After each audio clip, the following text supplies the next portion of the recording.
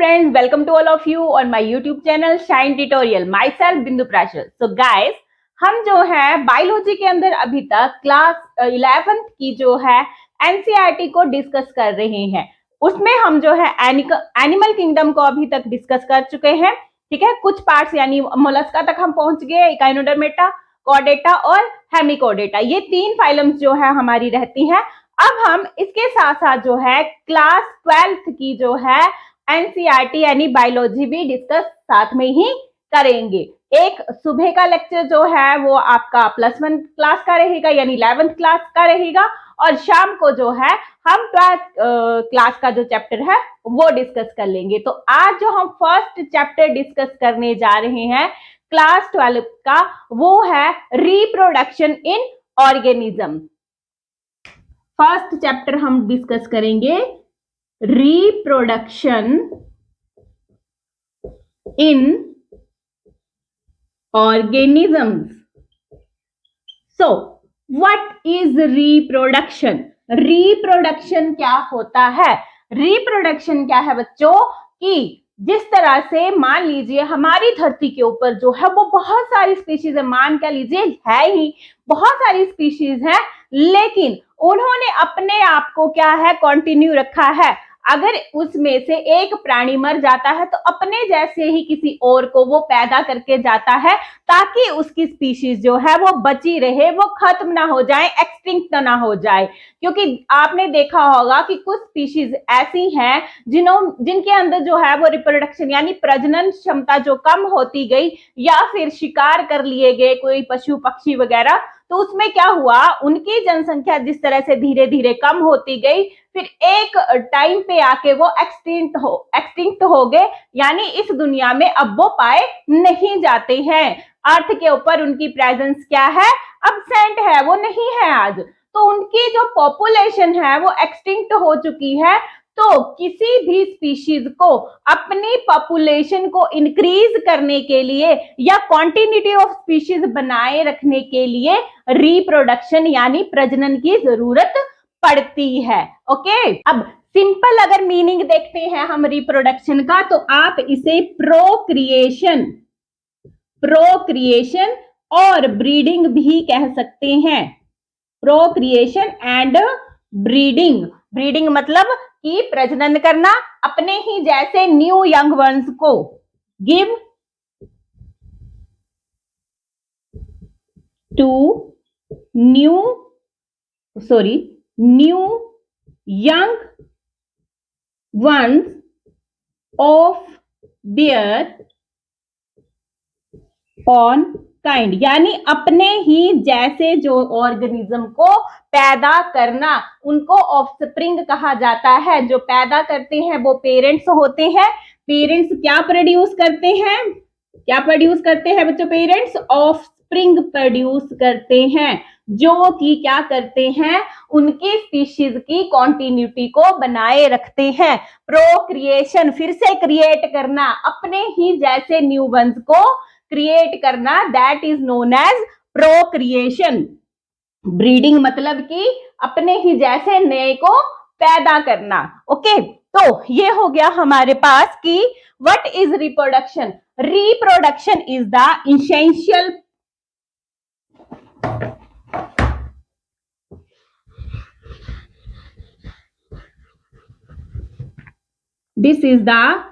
Essential process, बहुत जरूरी process है बच्चों ये, to maintain the continuity of species. इसे हम ग्रुप इमोर्टल सुना है? इमोर्टल वर्ड सुना है आपने? इमोर्टल का मतलब होता है कि जो कभी नहीं मरता है। ठीक है। तो ग्रुप, उनका ग्रुप जो है वो कैसा हो गया है, अमर हो गया है, क्यों, वो रिप्रोड्यूस कर रहे हैं अपने ही जैसे न्यू वंस को, और उससे क्या है, जो उनकी स्पीशीज है वो हमेशा के लिए जिंदा हो जाएगी। अगर उन्होंने रिप्रोड्यूस करना बंद कर दिया तो एक टाइम के बाद उनकी स्पीशीज कैसी हो जाएगी, एक्सटिंक्ट, इस धरती पे प्रेजेंट नहीं होंगे वो ऑर्गेनिज्म। नेक्स्ट आता है कि अब देखिए रिप्रोडक्शन के द्वारा ट्रांसमिशन होती है वेरिएशंस की। देखिए जब इसे हम आगे पढ़ेंगे कि हमारे पास रिप्रोडक्शन कितने टाइप्स में होती है, लेकिन एक जो पेरेंट है वो अपने अंदर वेरिएशंस लाके नेक्स्ट, यानी कि जब वो अडॉप्ट करते हैं, ठीक है, किसी इन्वायरमेंट में अपने जिंदा रहने के लिए उन्होंने अपने आप को अडेप्ट कर लिया है, तो वही चीजें वो अपने ऑफस्प्रिंग, अपने बच्चों को भी देंगे कि वो भी अडॉप्ट करें। तो वेरिएशन भी जो है वो ट्रांसमिट होती है थ्रू द रिप्रोडक्शन।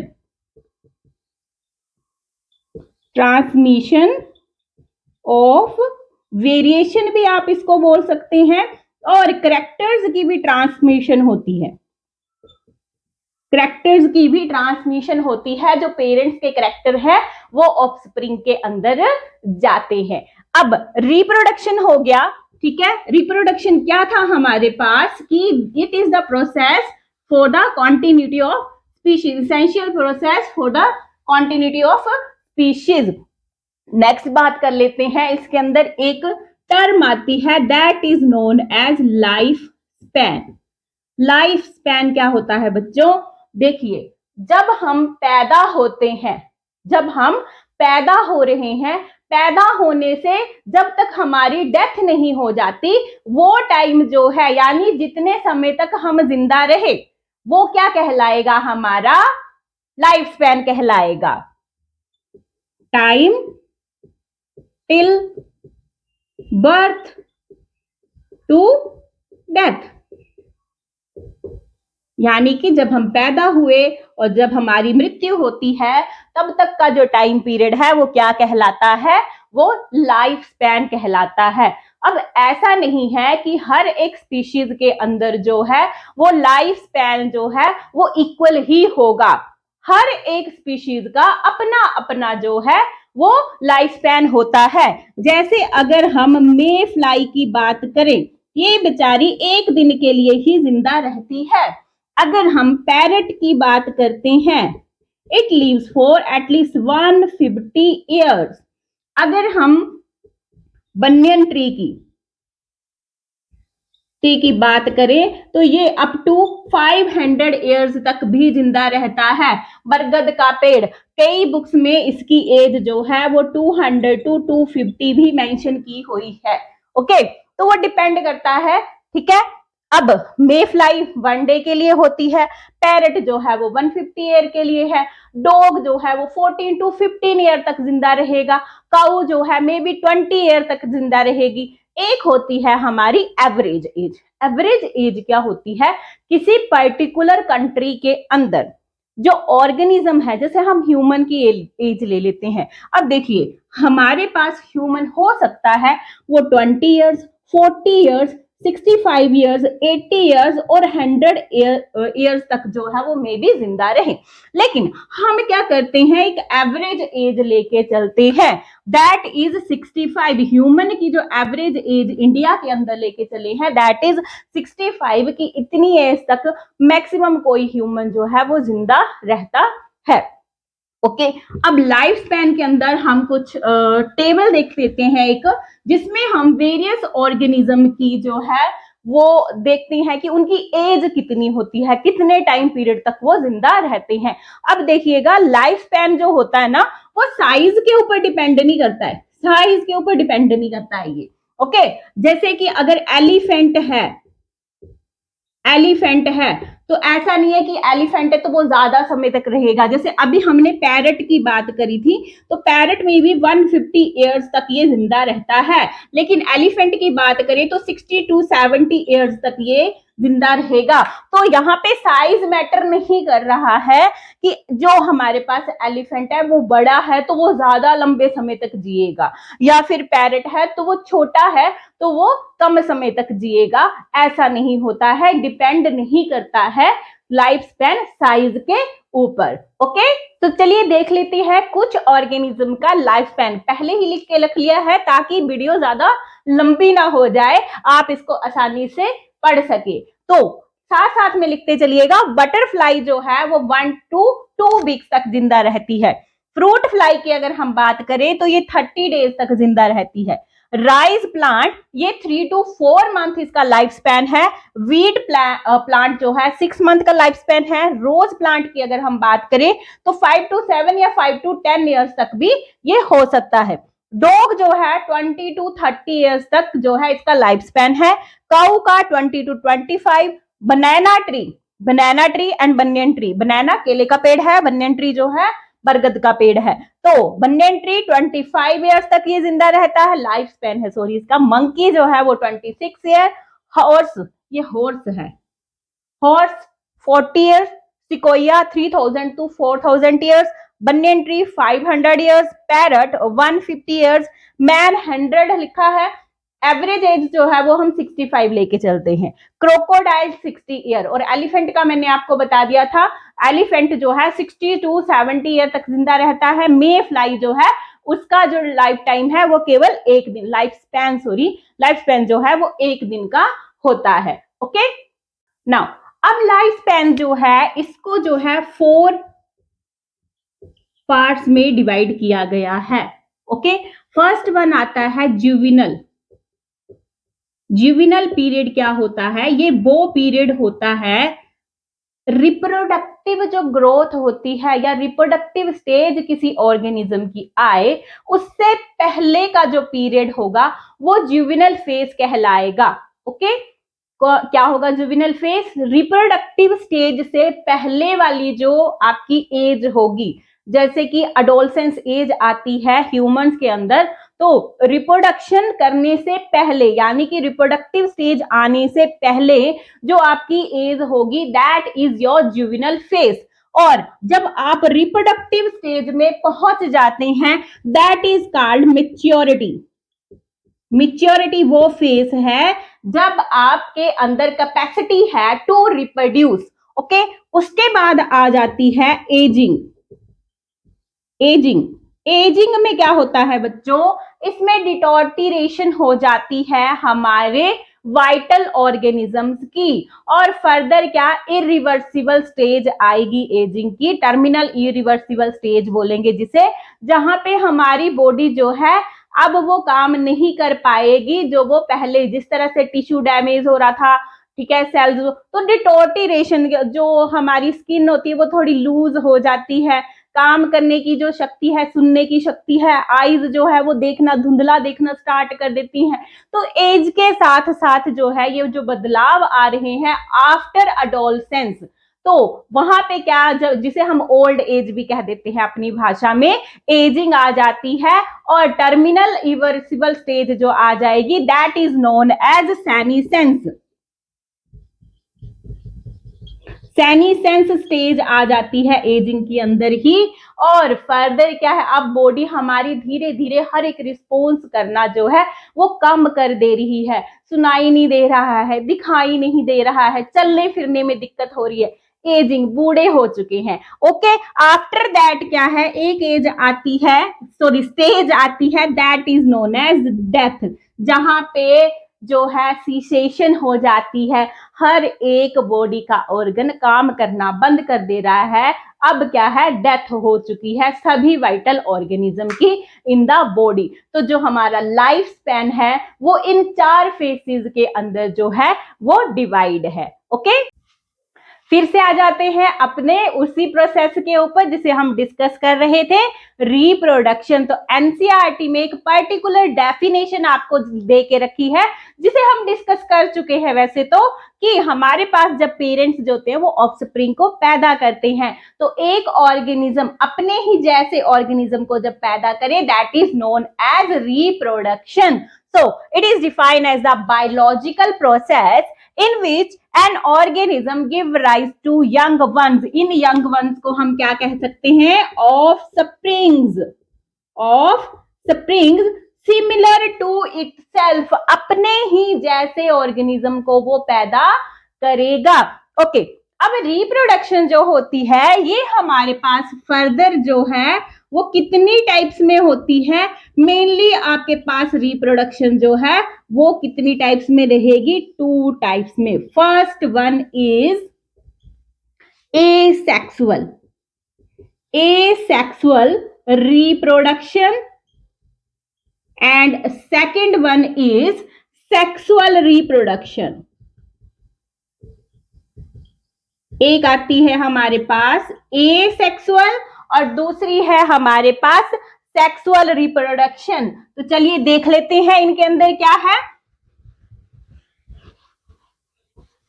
अगर हम बात करें एसेक्सुअल की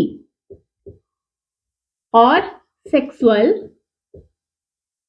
तो जो हमारे पास एसेक्सुअल रिप्रोडक्शन होती है इसमें ओनली वन पेरेंट इन्वॉल्व, इसमें केवल एक ही पेरेंट होगा, जबकि जो हमारे पास सेक्सुअल रिप्रोडक्शन होती है 2 पेरेंट्स इसमें इन्वॉल्व होंगे।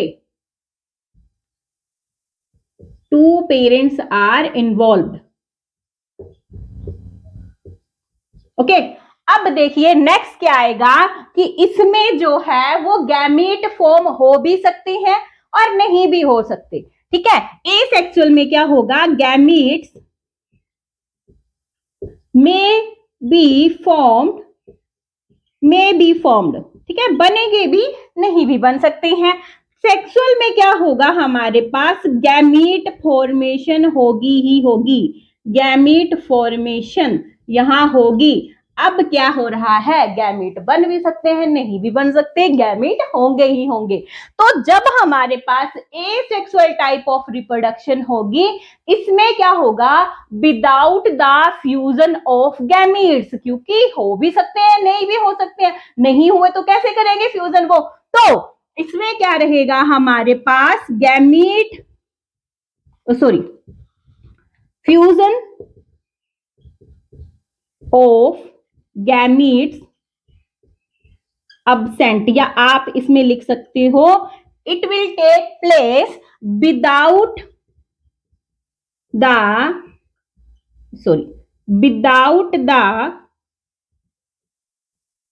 फ्यूजन ऑफ गैमीट्स, यानी इसमें गैमीट की फॉर्मेशन फ्यूजन नहीं होगी, इसमें फ्यूजन ऑफ गैमीट होगा। Fusion of gametes takes place, fusion of gamete takes place. तो 2 तरह की रिप्रोडक्शन है, sexual and asexual reproduction. Asexual में एक पेरेंट इन्वॉल्व होगा, सेक्सुअल में 2 पेरेंट्स इन्वॉल्व रहेंगे। एसेक्सुअल के अंदर गैमीट्स बन भी सकते हैं, नहीं भी बन सकते हैं। सेक्सुअल के अंदर जो है वो गैमीट फॉर्मेशन होगी।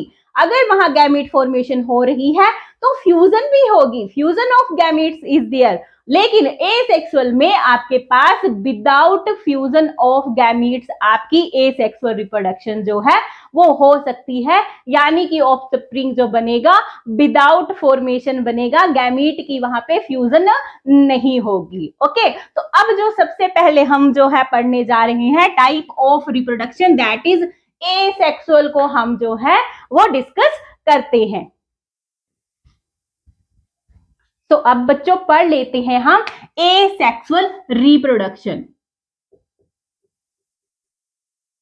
एसेक्सुअल रिप्रोडक्शन, एसेक्सुअल रिप्रोडक्शन में अभी हमने क्या पढ़ा कि इसमें हमारे पास सिंगल पेरेंट इन्वॉल्व होगा, सिंगल पेरेंट होगा। ओके, और गैमीट्स जो हैं मे और मे नॉट फॉर्म, ठीक है, बन भी सकते हैं, नहीं भी बन सकती हैं, लेकिन फ्यूजन ऑफ गैमीट्स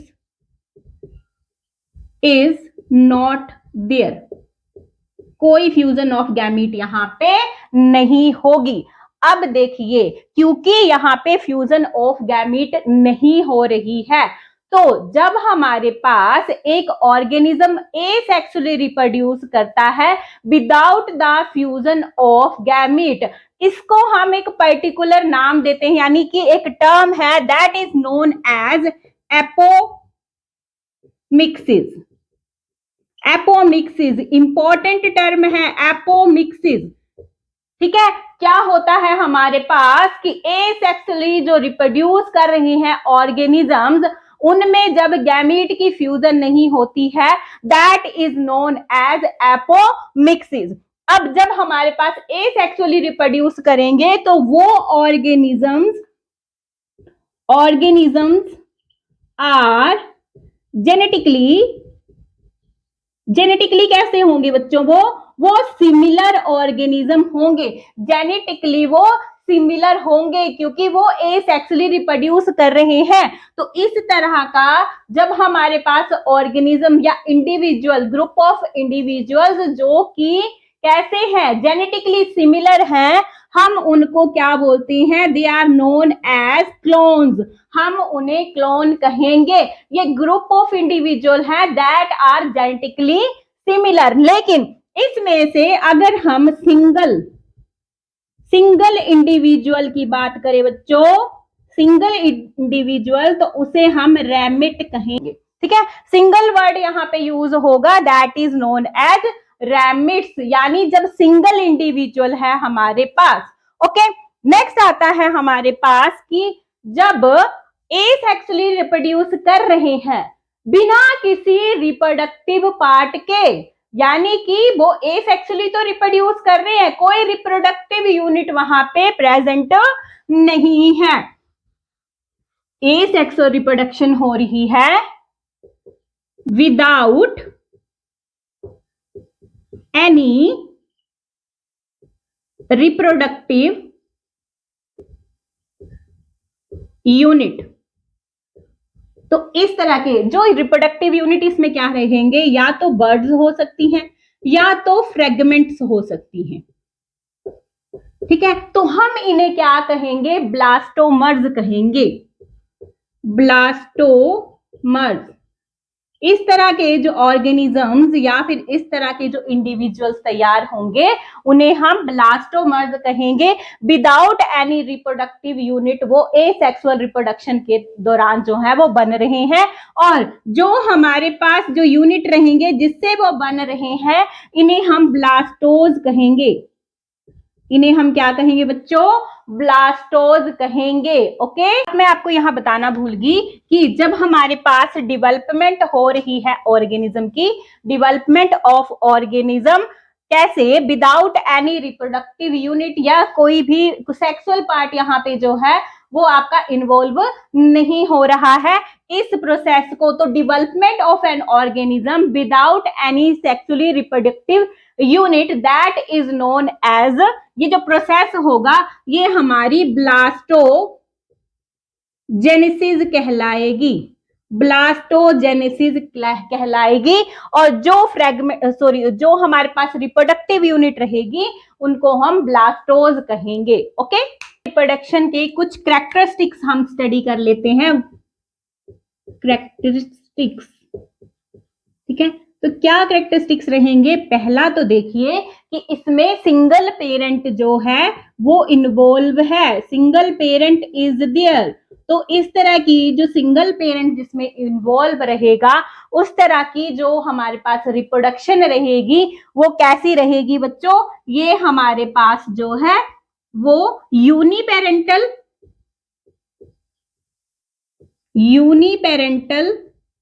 या मोनोपेरेंटल रिप्रोडक्शन रहेगी। ओके, और इसमें क्या है? गैमीट फ्यूजन नहीं है, तो क्या बोला था हमने इसको? एपोमिक्सिस हम इसे कहेंगे। ओके, उसके बाद नेक्स्ट है कि ये जब भी रिप्रोडक्शन होगी तो ये जो पेरेंट जो हमारे पास होगा उसके सोमैटिक पार्ट से होगी। ठीक है, तो हम इसे सोमैटोजेनेसिस भी कह सकते हैं, सोमैटोजेनेसिस। सोमैटोजेनेसिस क्यों बोल रहे हैं? क्योंकि पेरेंट के सोमैटिक पार्ट से जो है ये रिप्रोडक्शन हो सकती है। सोमैटिक पार्ट के अलावा जो है ये रिप्रोडक्शन और कहां से हो सकती है? बड, फ्रेगमेंट, इनसे भी हो जाएगी। अब क्योंकि ये हमारे पास सोमैटिक पार्ट से हो रही है, बड फ्रेगमेंट से हो रही है, क्या बन रहे थे बच्चों? इसमें क्लोन्स बन रहे थे, जो कि कैसे थे? They are genetically similar. अगर जेनेटिक सिमिलर है तो क्या होगा? कोई variation, no variation is there, no variation is there. अगर वेरिएशन नहीं है तो एवोल्यूशन में ये हेल्प नहीं करेंगे। No help in evolution. Evolution में बच्चों इनका कोई रोल नहीं रहेगा। और नेक्स्ट देख लेते हैं। अब एवोल्यूशन में कोई रोल नहीं है, मेनली ये जो हमारे पास होते हैं, जो स्मॉलर ऑर्गेनिज्म है या सिंगल सेल ऑर्गेनिज्म है, उनके अंदर होती है। सिंगल सेल्ड जो ऑर्गेनिजम्स होंगे उनके अंदर इस तरह की रिप्रोडक्शन जो है वो पाई जाती है, जैसे हम मोइबा, पैरामीशियम, ओके, हाइड्रा जिसमें बडिंग हो सकती है हमारे पास, ठीक है, और सिलेंट्रेटा,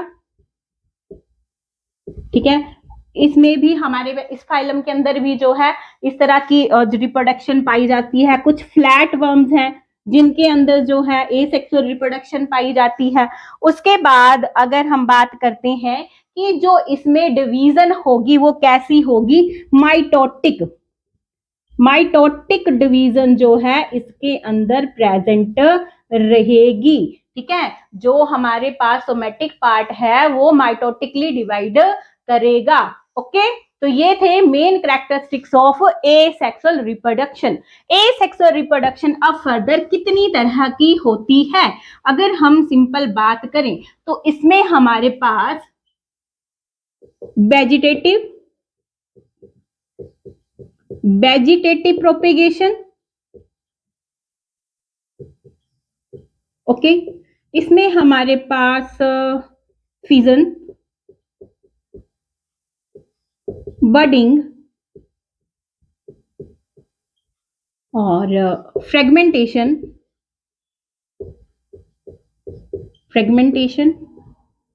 और स्पोरुलेशन, ठीक है। इस तरह से हमारे पास एसेक्सुअल रिप्रोडक्शन जो है फर्दर डिफरेंट टाइप्स में प्रेजेंट है। वेजिटेटिव रिप्रोडक्शन में ये हमारे पास सिंपल भी हो सकती है, बाय आर्टिफिशियल यानी नेचुरल मीन से भी वेजिटेटिव प्रोपेगेशन कर सकते हैं और बाय आर्टिफिशियल मीन से भी कर सकते हैं। दोनों ही हम जो है वो डिस्कस करेंगे। तो फीजन जो होती है हमारे पास, इसको पहले हम देख लेते हैं। तो फीजन अगर मैं आपको बताऊं तो ये हमारे पास बाइनरी फीजन भी रहेगी, ठीक है, जिसमें कि एक ही पेरेंट सेल, अमीबा का हम सिंपल एग्जांपल लेते हैं तो यही क्या हो जाता है हमारे पास, दो सेल्स में, टू डॉटर सेल्स में ये जो है वो डिवाइड हो जाएगा, ठीक है। आगे फर्दर डिस्कस करते हैं। बाइनरी फीजन भी हो सकती है, मल्टीपल फीजन भी हो सकती है बच्चों। इसमें क्या होगा? एक ही सिंगल सेल जो है वो बहुत सारे ऑर्गेनिजम्स को पैदा कर देगा। ये ड्यूरिंग अनफेवरेबल कंडीशन में इस तरह से हो सकता है। और कई बार क्या होता है कि जो पेरेंट की बॉडी है वो इस तरह लॉन्गिट्यूडनली डिवाइड करती है, तो हम उसे लॉन्गिट्यूडनल फीजन कहेंगे। अगर वो ट्रांसवर्स इस तरह से अगर वो डिवाइड कर रही है तो हम उसे ट्रांसवर्स फीजन कहेंगे, ओके। तो फीजन की अगर हम पर्टिकुलर डेफिनेशन की बात करें तो इसमें क्या होता है? एक फुली ग्रोन ऑर्गेनिज्म, यानी कि वो अडल्ट स्टेज में पहुंच चुका है, अपनी रिप्रोडक्टिव स्टेज में पहुंच चुका है, तो उसकी होल बॉडी जो है वो डिवाइड हो जाएगी, फीजन करेगी और न्यू डॉटर सेल्स को वो जो है वो पैदा करेगी। तो what is fission? Fully grown parental organism divides into two और मोर डॉटर सेल्स, दो या दो से ज्यादा, वो हम देखेंगे कि जब हमारे पास बाइनरी हो रही है तो उसमें 2 डॉटर सेल्स बनेंगे, लेकिन जब मल्टीपल फ्यूजन होती है तो उसमें हमारे पास बहुत सारे ऑर्गेनिज्म जो है एक सिंगल सेल से ही प्रोड्यूस हो जाते हैं। रिप्रोडक्टिव यूनिट जो है यहाँ पे, जो होल पेरेंटल बॉडी है वो इसमें क्या रहेगी, रिप्रोडक्टिव यूनिट जो है वो रहेगी। ठीक है, तो फर्स्ट वन हम इसके अंदर जो डिस्कस करेंगे that is binary fission. Binary fission, तो बाइनरी फिजन जो है वो मोस्टली प्रोटिस्टा के अंदर, जिसमें हमारे पास एमोइबा, ठीक है, और फिर जैसे फ्लैट वर्म्स हैं, प्लानेरिया, इनके अंदर प्रेजेंट होती है, और ब्लू ग्रीन एल्गी है, क्लेमाइडोमोनास, क्लेमाइडोमोनास के अंदर ये होगी। ठीक है, और क्लेमाइडोमोनास, ठीक है, प्रोटिस्टा के अंदर और फ्लैटवर्म्स के अंदर, और ये जैसे प्लानेरिया, अच्छा ये आएगा प्लानेरिया, ठीक है, तो इनके अंदर जो है ये प्रेजेंट होती है। हाँ, पैरामीशियम, युगलीना, इनके अंदर भी ये प्रेजेंट रहेगी। तो बाइनरी फिजन में क्या होता है कि जो हमारे पास पेरेंट बॉडी होगी, parent body is divided into 2 halves. ठीक है, 2 हाफ्स में ये डिवाइडेड करेगी, 2 डॉटर सेल्स प्रोड्यूस करेगी, 2 डॉटर सेल्स, और कब करेगी, during favourable condition, during favourable condition. जब फेवरेबल कंडीशन आएगी उसमें ये जो बॉडीज है तब डिवाइडेड हो जाएंगे। Fully adult parent organism is divided into 2 daughter nuclear 2 daughter cells. अब देखिए इसमें जब हमारे पास डिवीजन होती है तो किस तरह से डिवीजन होगी इसमें, जैसे सिंपली ले लेते हैं कि हमारे पास ये एक कोई पर्टिकुलर सेल है, इसमें क्या होगा, फर्स्ट ऑफ ऑल जो है वो न्यूक्लियस डिवाइड करता है, न्यूक्लियस डिवाइड करेगा कैरियोकाइनेसिस, कैरियोकाइनेसिस होगी सबसे पहले बच्चा इसमें, फिर उसके बाद जो है वो साइटोप्लाज्मिक डिवीजन होगी, साइटोप्लाज्मिक डिवीजन होगी। जब साइटोप्लाज्मिक डिवीजन हो रही है, साइटोप्लाज्म डिवाइड करेगा तो क्या करेगा, देखिए न्यूक्लियस भी टोटली डिवाइड हो जाएगा, साइटोप्लाज्म भी डिवाइड हो जाएगा, no residual body, no residual body, body का कोई भी पार्ट इसमें जो है वो बचेगा नहीं, कोई रेजिड्यू यहाँ पे लेफ्ट नहीं होता, नहीं बचता है। तो क्या कहा जाता है कि इस तरह की जो हमारे पास जहां पे फुली पेरेंटल बॉडी जो है वो 2 डॉटर सेल्स में डिवाइड हो रही है विदाउट एनी रेजिड्यू, तो इस तरह की जो हमारे पास ऑर्गेनिज्म होंगे उन्हें इमोर्टल कहा जाएगा। इमोर्टल का मतलब है कि no natural death is there, natural death नहीं हुई उसकी, ठीक है, उसने अपने बॉडी को ही 2 इक्वल हाफ्स में डिवाइड कर दिया, तो डेथ तो हुई नहीं उसकी, उसकी बॉडी का कोई पार्ट तो बचा ही नहीं। ठीक है, तो अब क्या उसकी डेथ नहीं हुई तो हम उसे इमोर्टल कह सकते हैं, उसको अमर कह सकते हैं। ओके, सो बाइनरी फिजन में karyokinesis, after that cytoplasmic division होगी, साइटोकाइनेसिस हम इसे कहेंगे, cytoplasmic division cytokinesis. Okay, nucleus division को कैरियोकाइनेसिस कहते हैं, कोई रेजिड्यू नहीं बचेगा, इमोर्टल होगा ऑर्गेनिज्म क्योंकि नेचुरल डेथ उसमें नहीं हो रही है। अब बाइनरी फिजन की फर्दर टाइप्स डिस्कस कर लेते हैं। नेक्स्ट बात करते हैं अब बाइनरी फिजन की टाइप्स की, बाइनरी फिजन की टाइप्स। तो सबसे पहले आती है इर्रेगुलर, इर्रेगुलर, इर्रेगुलर को हम सिंपल फिजन भी कह देते हैं। इसमें जैसे हमारे पास एग्जाम्पल है एमोइबा का, ठीक है, अमीबा क्या करता है बच्चों कि जैसे इर्रेगुलर बॉडी होती है इसकी, इस तरह से ठीक है। सूडोपोडिया कहीं से भी इधर उधर जहां इसने जाना है, जहां इसको फूड दिखेगा उधर को ग्रो कर जाएगा। ओके, तो इसमें हमारे पास जो न्यूक्लियर डिवीजन हो रही है यानी कैरियोकाइनेसिस फर्स्ट ऑफ ऑल होगी। तो मान लीजिए कि ये था सेल हमारे पास इस तरह से, ठीक है। इसमें न्यूक्लियस जो है वो अगर इस तरह से डिवाइड कर रहा है तो क्या होगा, जो कैरियोकाइनेसिस होगी उसके परपेंडिकुलर जो है वो साइटोकाइनेसिस होगी। जो हमारे पास कैरियोकाइनेसिस हो रही है उसके परपेंडिकुलर, मान लीजिए कैरियोकाइनेसिस ऐसी हो रही है तो परपेंडिकुलर आपके पास साइटोकाइनेसिस होगी, यानी साइटोप्लाज्मिक डिवीजन इस तरह से प्रेजेंट होगी। तो ये हमारे पास जो होगी इर्रेगुलर और सिंपल फिजन कहलाएगी। इसमें हमारे पास जो है वो ये डिवाइड हो जाएगा 2 डॉटर न्यूक्लियाई के अंदर और कोई रेजिडुअल इसमें बचेगा नहीं। उसके बाद आते हैं इर्रेगुलर के बाद आते हैं इसमें एग्जाम्पल अमीबा का लीजिएगा। सेकंड जो है हमारे पास वो आएगी, अब सेकंड है हमारे पास लॉन्गिट्यूडनल फिजन। लॉन्गिट्यूडनल में क्या होगा बच्चे, इसमें हम एग्जाम्पल लेते हैं यूग्लिना। ठीक है। यूग्लिना क्या करती है, इसमें ना इस तरह की स्ट्रक्चर होती है इसके पास, ठीक है। इस तरह से स्ट्रक्चर है तो ये क्या करेगी, यहां से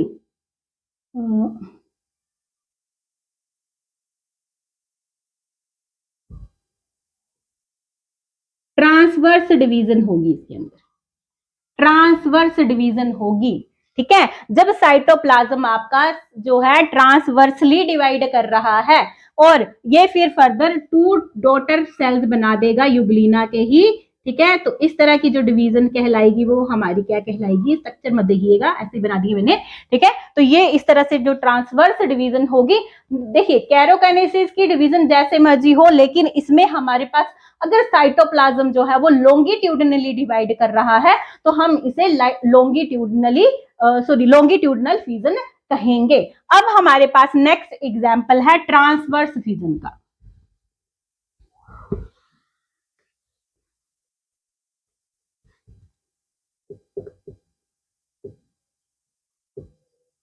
ट्रांसवर्स फिजन में बच्चे ट्रांसवर्सली डिवाइड करेगी, तो इसमें हमारे पास एग्जाम्पल होता है पैरामीशियम, पैर जैसी शेप, पैर में जैसे जुत्ती पहनते हैं ना सेम वैसी शेप इसकी होती है। तो ये क्या करेगा, ये डिवाइड करेगा, इसके अंदर जो साइटोकाइनेसिस होगी यानी साइटोप्लाज्मिक डिवीजन होगी वो किस तरह से होगी, इस तरह से नहीं, इसके ऊपर ऐसे, ठीक है। तो ये जब बच्चे डिवाइड करेगा तो ये ट्रांसवर्सली डिवाइड करेगा, ऐसे यहां से बीच से डिवाइड करेगा और हर एक पार्ट जो है वो न्यू इंडिविजुअल में डेवलप हो जाएगा। तो इस तरह की जब हमारे पास ट्रांसवर्स फिजन हो रही है तो जो साइटोप्लाज्म है, ठीक है, साइटोप्लाज्म डिवाइड्स